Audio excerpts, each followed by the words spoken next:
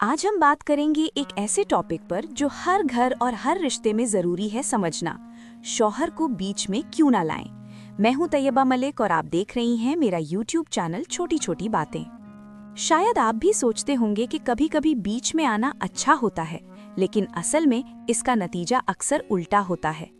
जिंदगी में अक्सर माँ और बीवी के दरमियान छोटी छोटी मिसअंडरस्टैंडिंग्स हो जाती हैं, और जब कोई बीच में आ जाता है तो अक्सर सिचुएशन और कंफ्यूजिंग हो जाती है।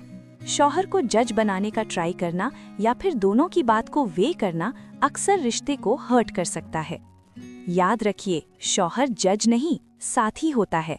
साथी का काम है समझना, सपोर्ट करना और प्यार से सिचुएशन को हैंडल करना, ना कि सिर्फ डिसाइड करना या डिसाइड करवा देना। इसलिए बीच में आने से पहले सोचिए, क्या मेरी इन्वॉल्वमेंट सिचुएशन को सॉल्व करेगी या कंफ्यूज।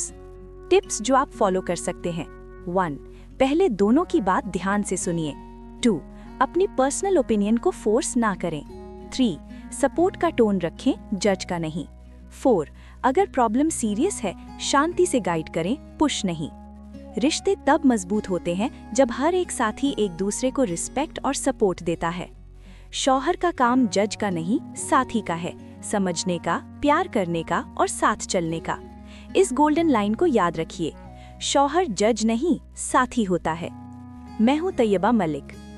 अगर आपको ये वीडियो पसंद आई तो लाइक और शेयर करें और कमेंट में बताएं आप अपनी लाइफ में कब कब बीच में आने से बचने की कोशिश करते हैं।